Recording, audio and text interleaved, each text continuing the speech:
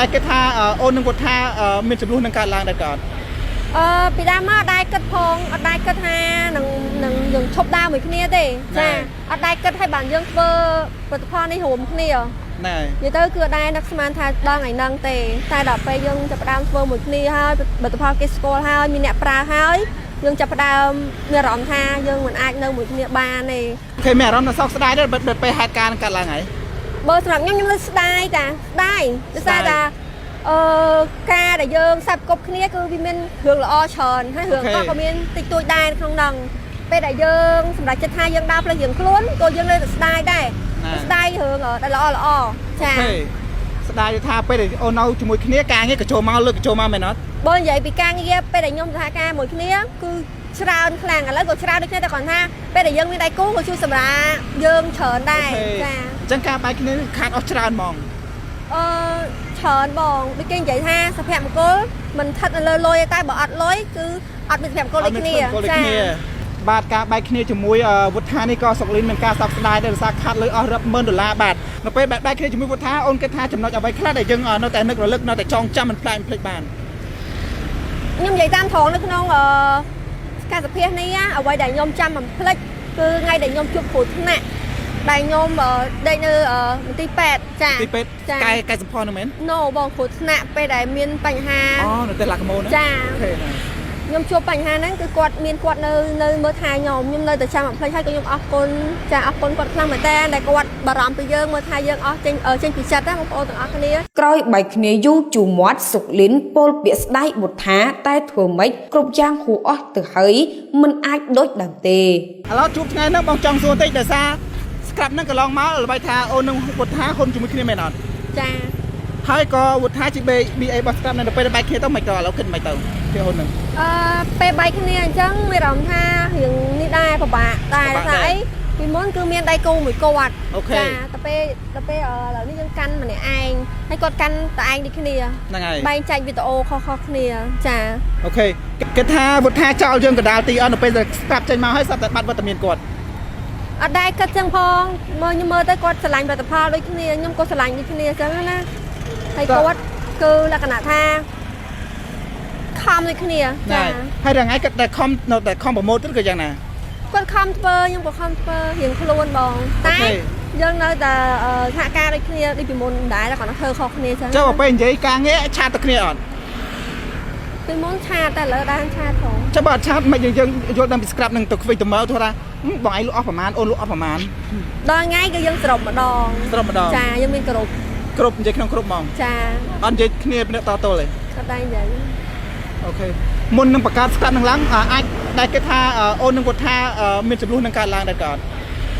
ពីដើមមកដែរគិតផងអត់ដែរគិតថានឹង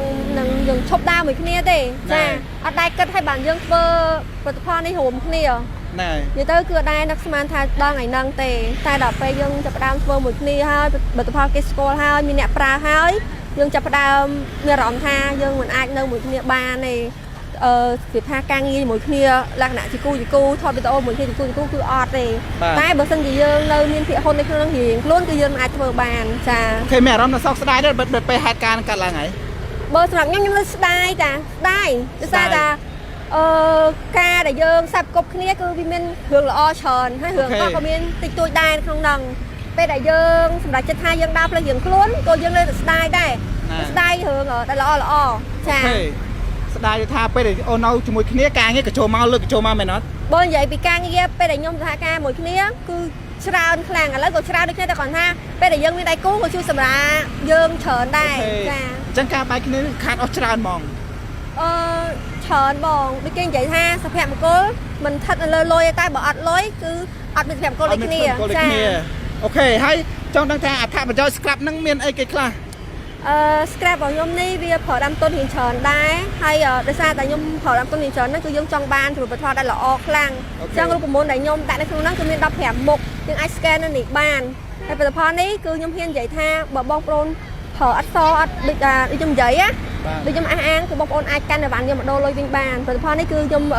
ចេញមកពីរោងចក្រច្បាស់ហើយជំនាញតែគាត់ធ្វើ scrap នេះគឺដល់10ឆ្នាំជាងហើយចាអ្នកដែលគាត់ធ្វើជាមួយ scrap របស់យើងហ្នឹង ហើយបងប្អូនបាច់បារម្ភទេផលិតផលនេះគឺខ្ញុំហ៊ាននិយាយថាគឺសពិតប្រាកដមែន ហ្នឹងហើយ ហើយអត់មានផលប៉ះពាល់ដល់ស្បែកដោយសារផលិតផលនេះគឺផលិតផលបុរាណណាបងប្អូនទាំងអស់គ្នា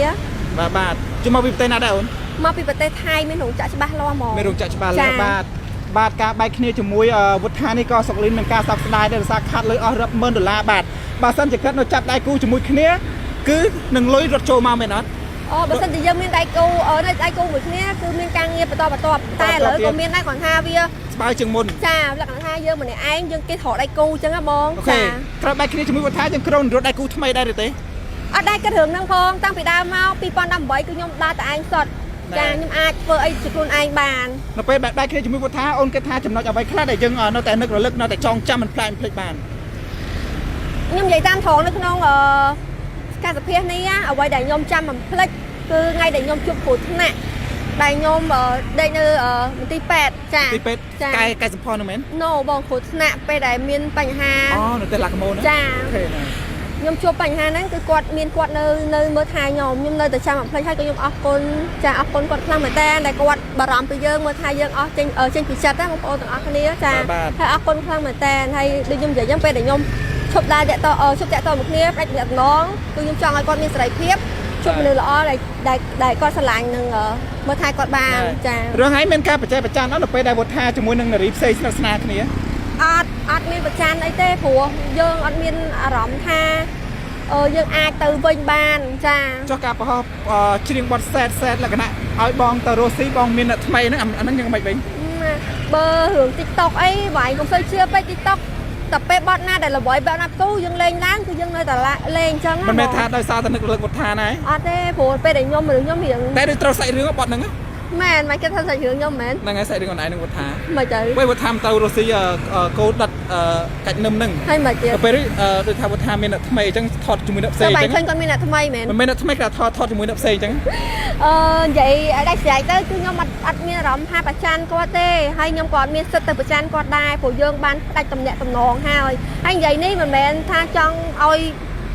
គេមើលមកផ្ទុះអីណាបងប្អូនខ្ញុំនិយាយត្រង់តែគាត់ថាបើបងប្អូនជឿឬមិនជឿនឹងអាស្រ័យលើបងប្អូនចា អូខេអូនឥឡូវចុងក្រោយមានអ្វីផ្ដាំផ្ញើដល់ពុកម៉ែបងប្អូនក៏ដូចជាវុធា